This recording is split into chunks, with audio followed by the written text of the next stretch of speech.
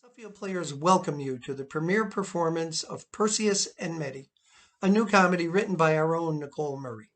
I'm Jerry Zaleski, the facility manager for the Suffield Players, and we are very glad you could join us for this special performance. You're also invited to join us for a talkback conversation with the actors, director, and author immediately following the performance. Just stay connected. The talkback will start shortly. And if to ask a question or make a comment, please use the chat function. Perseus and Medi is our fifth virtual production. A recording of this performance will join the 3 virtual plays currently on the Suffield Players YouTube channel, along with the Give Your Heart to Mapleton Hall Cabaret. Theater will go on. While we are hoping and planning to be able to welcome audiences back to Mapleton Hall in October with the dining room, we have 2 more virtual productions in the works. Mark your calendars for When the Flowers Bloom by Josh Browser on May 21st and 22nd, and It Takes a New Age Village by Joe Starsick on June 25th and 26th. For more information about what's happening with the Suffield Players, please see our Facebook page or visit our website at suffieldplayers.org.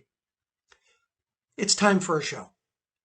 Make yourselves comfortable and laugh with us as the Suffield Players proudly present Perseus and Medi by Nicole Murray.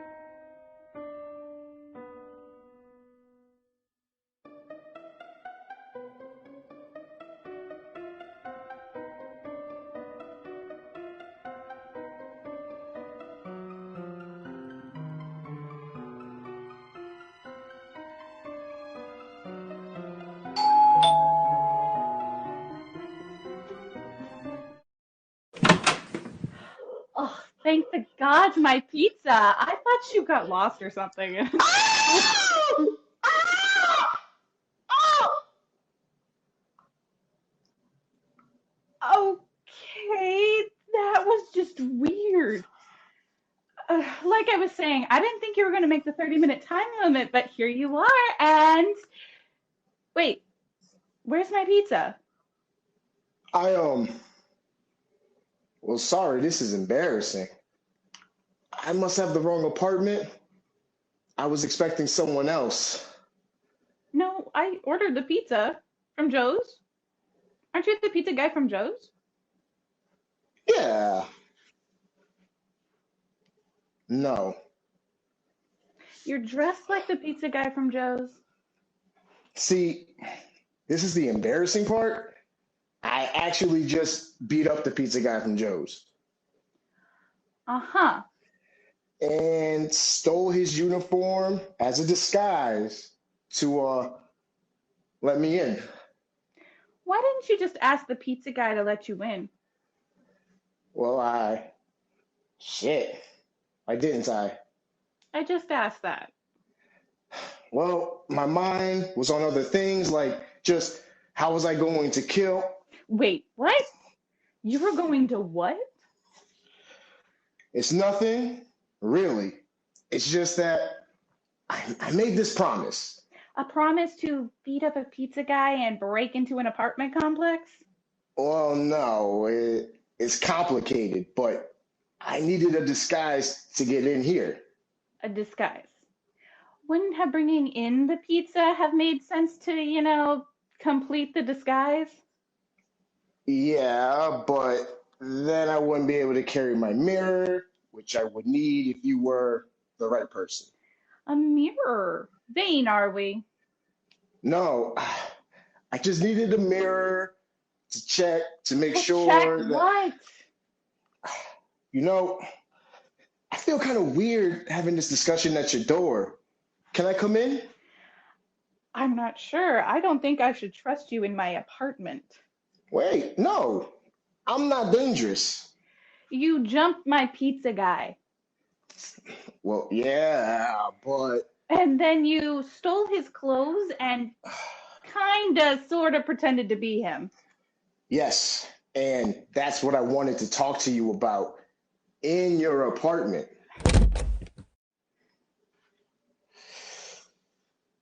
There might be people listening in. People? She might be listening in. Who's she? She. Huh? Okay, okay. I'll tell you, but it might be dangerous for you to know. Is this the part where you get all macho and protective? Because I thought that ended with the Gen X guys. No, you really could be in danger. And you're going to protect me. Yes. My hero, come to save me from some unknown threat while I'm safely alone in my apartment? You may not be, though. I'm here to slay a monster. A monster? Here? In my apartment? Well, maybe not in here in your apartment, but somewhere here in this building. And slay. When you say slay, do you mean like millennial? Oh, you slay. Or do you mean slay as in slay? How are you defining millennial? Because I'm not a kid. That's Gen Z. Born between 1981 and 1996, avocado toast, crippling college debt, uber, millennial, Okay, we're on the same page, but no, the other slay. kill slay. Yeah, kill slay. Wow, you are violent, aren't you? What? You jumped my pizza guy. Now you've come to slay a monster. Although I have no idea what or whom you could be talking about. My neighbors are nice people. I guess if you put it that way, but this one is not nice people. How would I recognize her? You couldn't miss her, actually. Well, you probably would want to miss her, but maybe women can't gaze on her either. So reclusive? She probably keeps to herself. That would be a yes. But what was this about gazing? Uh, no one can look at her directly. No. Why not? Is she that ugly? No, well, I don't actually know, but looking at her directly means turning to stone. That's what I was told. Is that why the mirror? I just thought you read that Wizard School series way too many times. What? Well, What? I haven't read the series. You haven't read the series? I've seen the movies though. I know. I'm a bad millennial for not reading the books about really our spokesperson. Well, he kinda is, but not really. What do you mean? Harry Potter's not just a millennial, he's the millennial. Nope. Born 1980. Gen X. But the actors. Are your age, but the timeline was never adjusted. Okay, well, So, yes, let's go back to your version of Netflix and chill, mirror and slay. I was pretty proud of myself coming up with the mirror thing. I mean, you got to get up pretty early in the morning to pull something over on. Wait a minute. What did you say your name was? I didn't, but my name's Medi. Medi? Yes, Medi. Oh, it's a cute name. Say, is it short for something? Short for something? Yeah, like a nickname or something. A nickname. Oh, like a nickname for, say, Medusa? Yes, exactly that, actually. Yes, actually, it is. You're her? So it would seem. But you're supposed to be ugly. Wait, you just said you didn't know if the monster was ugly or not. But I knew she was a monster. There's a certain amount of ugliness that comes with that, but you're gorgeous. Thanks. Well, you know how it is. You tick off the wrong person, and when they're talking about you, they say something like, she's not even pretty. And that's how it all starts. The rumors of my unattractiveness are highly exaggerated. But you are a Gorgon. Yes, I come from Gorgonia. So, Gorgon. Shouldn't someone from Gorgonia be called a Gorgonian? Why are people from New England called New Englanders and not New English? It's just one of those things. You're supposed to have snakes for hair. You wear your hair in dreadlocks once, and no one lets you forget it. It was the 90s. There was no such thing as cultural appropriation. Then it was cultural experimentation or even cultural appreciation. So it was all a lie then. People don't turn to stone when they look at you. Well, that part is true. Oh my God! I am Viagra personified. No way! That's what that means? I thought I'd become some big old chunk of granite. Sorry to disappoint. But who in all of Tartaros are you supposed to be anyway?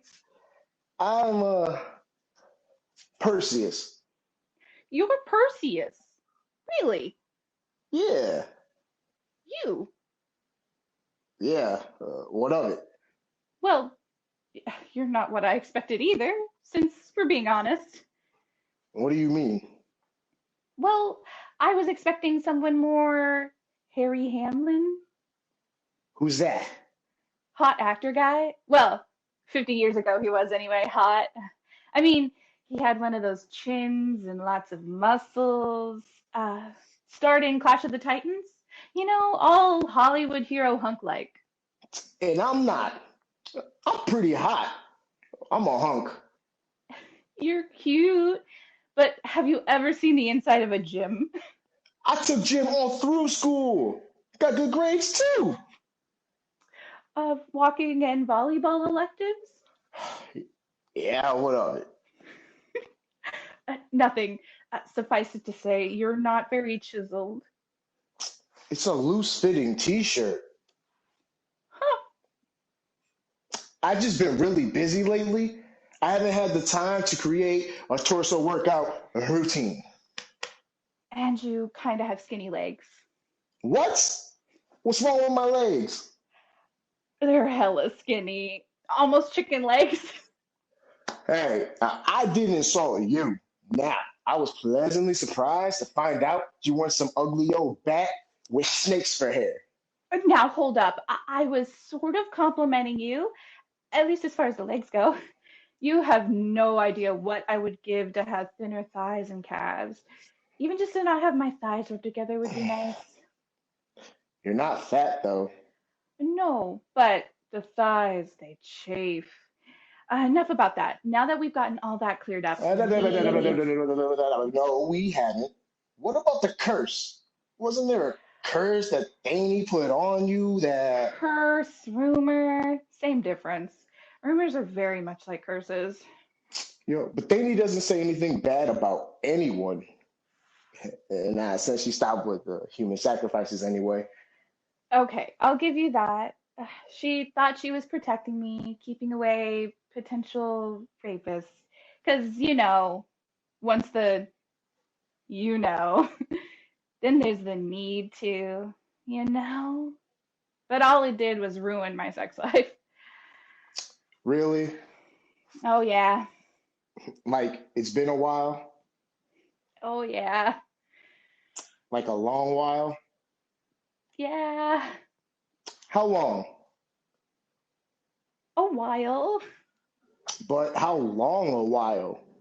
A long while. How long is a long while? Take however long you can imagine it and make it even longer. Okay, so a week. You're kidding, right? Longer than that. A month. It's like we're not even communicating here. Oh my gods. Longer than that. Yes. A lot longer than that. Yes. Like crazy longer than that. Like 2 months then.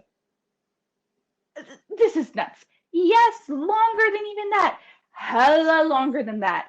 Total perspective vortex with the you are here dot representing the 2 months you've proffered. Longer than that. So 3 months then. Years. Okay. It has been years.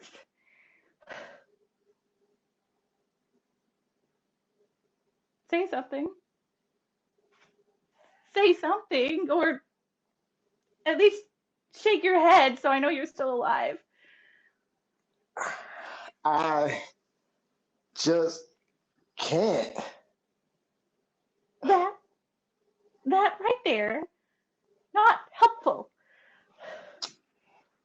You know, I could be helpful. What? I could help you with that problem.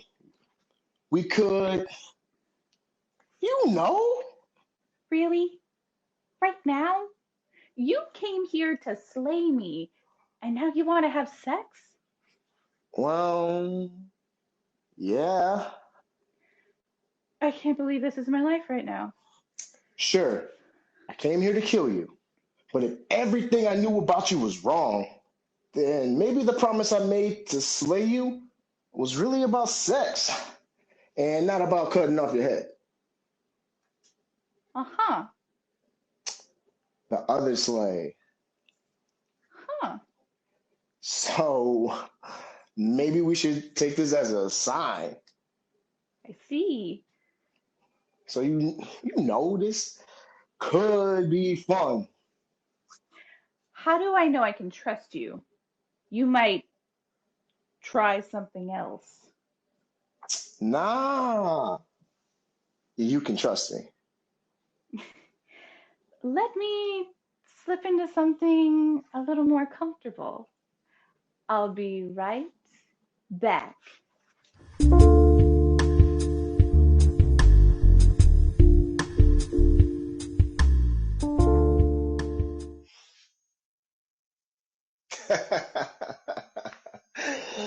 Oh, this is so great, really. How we were able to change the course of history just through talking, connecting, and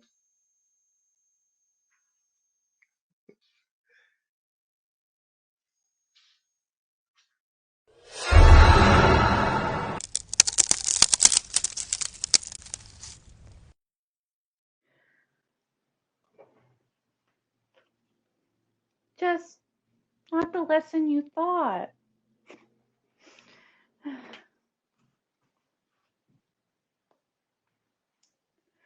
Hi, Medi again over at Ambrosia Place 7A. Yeah, I ordered a pizza an hour ago and the pizza boy still hasn't gotten here. No, no phone call, nothing. Really? Great. And this will be free, right? Perfect. Just enough time to clean up the mess.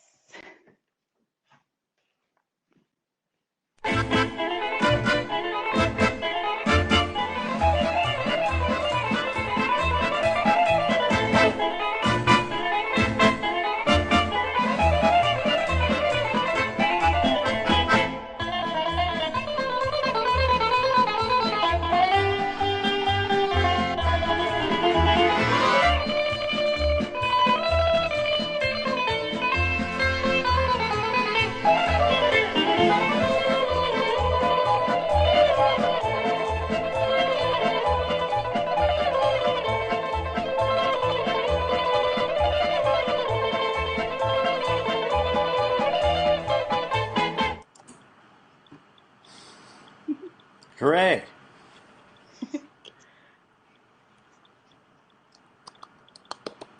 Applause for the cast. Becky Beth, we need to have you turn on your microphone. Same with you, Nicole. What do we have to do that? Indeed. Whew. Oh, just do flag signals, All right. Thank you so much for joining us tonight for this delightful comedy. We are at this point welcoming everyone to type your comments and your questions into the chat. And we're going to spend a few moments like letting you know how the sausage gets made. So type on into the chat, and after we finish tonight, if anyone feels so motivated, you can make donations on the Suffield Players website. We'd be happy to use that for our future productions. All right. So while the audience is responding back to us, catching up with us here, I'm going to ask the creative team here to quickly introduce yourself. Tell us what your day job is, and tell us what drew you to the project of Perseus and Medi. Let's go with Jason. I'm Jason Vergeau. I'm the tech director. I'm the one who pushes the buttons so that the electrons go through the tubes and wires that are the internet and into your home. I don't have a day job. I'm retired. Let's go with Nicole and then the actors. Oh my goodness. Okay, I'm Nicole Murray. I wrote the thing. It was a spark. I love mythology, so I kind of love focusing on things that myth and history has kind of done dirty on women. So I kind of had fun with that for that. And my day job, I'm a lawyer. So anyway. I'm Jennifer Rawlings. I played Medusa or Medi, and my day job is I'm an supervisor over at Six Flags New England. Wonderful question, B3. My name is Givenchy. I I played the part of Perseus, and day job. Great question. I work at Cooley Dickinson Hospital. And I'm Becky Beth Benedict, your director tonight. My day job, I have the pleasure of being a theater teacher and director at an area prep school, an international school, and love what I do. And I loved the script for the show, and I happen to be someone who I love Greece. I've never been to Greece, but I'm attracted to everything about it, the mythology. I recently directed Mamma Mia. So anything about Greece, I am in. I'm interested. Greece. So I was super excited just when I learned the title of the show. All right, so let's take a look at our chat and see. Please go ahead and throw some questions in here. We have one already. Stevie, thank you so much. He says, were Jen and Givenchy ever on the same screen together? All right, let's hear from the actor side of this first. Were we ever in the same room? Thank you, Stevie. It's nice to see your name. We're not. I am in Connecticut, actually, staring at my four walls and some blue painter's tape. Beautiful question, Steve. No, never met her in person at all. Can't wait to. Just in my home of my mother's, and tape galore. I'm talking tape everywhere. We, of course, really wanted to make the illusion that they were in the same room, and they recorded in their homes with green screens. Right now, if you're looking at the screen, it actually appears to be a black screen behind each of the actors. And so that video is being fed live through the OBS platform to our amazing tech director, Jason. And then, Jason, what happens after that? Well, there's a front end called OBS Ninja, which each of us is communicating with, and then that communicates with open broadcaster software, which does all the bells and whistles, scenes and music, and then transmits that to Facebook for your viewing pleasure. It's magic. It's really just Mm, magic. mm. All right. Yeah, We have a simply. question for Nicole here. Mary is asking, how did it feel to have your play come to life virtually? It was actually really great. This is the first time that I've had one of my plays produced, and it was really the most amazing experience. Getting to see some getting to see a couple rehearsal sessions, and seeing the play come alive. I actually texted a couple of my friends. I was like, I could really get into this whole thing where my plays get produced. I'm like, it's a lot of fun to just like kind of watch the magic happen. We have another question here, and that is, how much rehearsal did it take to make it look so natural? Um, we rehearsed for a little over a month, probably 4.5, 5 weeks, I think maybe is what it came out to. And it was a little bit more than just a normal rehearsal, which would be focusing on the acting. There was a lot of it that was focused on the tech from the get-go, right from the beginning, where with that tape that the actor spoke about, we taped out. They taped out. I've never been to their homes. They taped out on the floor a square of what they cannot walk out of that. They put X's where they need to stand for certain parts of the scene. They have tape on the wall where their eyes should look, so it makes it look like that the two actors are looking at each other and they're really looking at a spot in their homes, and then Jason lines them up on the screen. So we rehearse 3 times a week for 90 minutes, most rehearsals. And, it's a 20-minute play, so it worked out pretty well. I think we rehearsed just the right amount, would be my personal opinion on that. All right, let me take a look here. Oh, someone does suggest that maybe Jen should take that wig home for everyday use. I was wondering if that could be arranged. Um, Chris has got a great question here. Chris says, did the actors ever have a moment when it felt like you were in the same room after all? It looked like you did. So did it ever feel like you were present together? I would say yes. Uh, at times, once we got like our lines down and everything was going like smoothly, and we had like a groove going, and we were starting to laugh at the jokes that we were saying, it really felt like you were breaking that fourth wall or fifth wall with all of the technology that was between us. Great question, Chris. Yes, as the weeks progressed, I did feel like her presence, the spirit, and the energy coming through, looking at the floor. But it just made it feel so real. It wasn't like that in the beginning, but it definitely did end up being that way. I will add that sometimes in rehearsals, when Jason and I were maybe discussing or working on some technical aspect of something, and I'd look away from the screen and then I'd look back, and what is this, like, little dead time for the actors? They're playing with each other on the screen. They're trying to like stand where they're leaning on each other's backs, and they're trying to high five each other and trying to figure out how to make this work without even talking. They're just like it's just like two actors goofing off when you're at the theater when the director's not paying attention. That's exactly what was happening here. All right, we have another question here. Um, this one is for the actors and for Jason. What were the most challenging aspects of putting the show together? So, what was the biggest challenge doing a show like this, or specifically this show?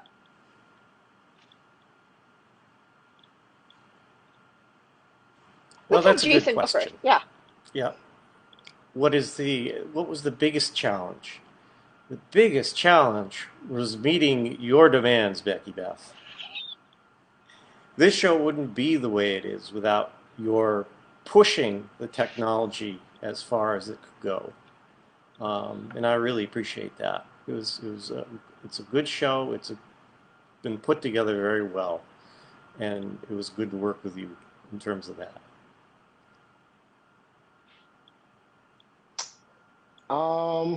I'll go next. Great question. I guess the most challenging thing for this whole setup, like, this is my first time doing something like this, so I guess the best way to describe it, it's like a Kegel. You're doing it, but no one really knows you're doing it, and but you're strengthening. I'm sorry. I'm sorry. That was probably a bad one. A Kegel. I'm sorry. I guess. You know what? Let me just go on a totally different tangent. I'm gonna just say the sound. The sound was kind of hard to really get down to a T. And when I tell you last second, Jason and I got it figured out, so you guys can hear the stupidest coming out of my mouth right now. Crystal clear, by the way. How many earbuds did we go through on the show? Oh my god. 5 pair Oh my god. for Da Vinci. 5 pair. Jen, go ahead. You take a crack at the question. The hardest part. I think the hardest part for me is trying not to trip over all the wires I have on the ground with all the lights and trying to work within the space that I have um, while keeping it dynamic enough that I'm not just like stationary. I think that was the hardest part. All right, I Very think we true. have time for one more here. Let's see. Okay, so this one is a specific one. Oh, someone made an interesting comment. I got to read this. It says that Givenchy speaks with his hands and Jen speaks with her eyes. So true. So true. Um, we have a question specifically about the hand mirror. And the hand mirror is actually shaped like a shell, which is chosen from the Greek myths too. And it says the hand mirror bit was really cool. How did you do that? And this question comes from Lisa. All right. So, Jason, how did we do the hand mirror bit? Um, we recorded it. There are portions of this show that are recorded because we had to change the angles of the camera. Um, I'm thinking, especially for Medi reading, and that was what was the impetus for having Da Vinci on the outside using the mirror and recording that, because we had to go into recording of her sitting and reading. We actually don't actually get to live theater until they're standing in the hall facing each other. And then the fun begins. Yeah, so the secret's out. Couple Yep. seconds at the beginning recorded, and then a couple inserts at the ending that were recorded, and then we layered in with that. And when we blocked that, we had Perseus on the side of his green screen sliding up and down, and then he was down on the floor sliding across to do that.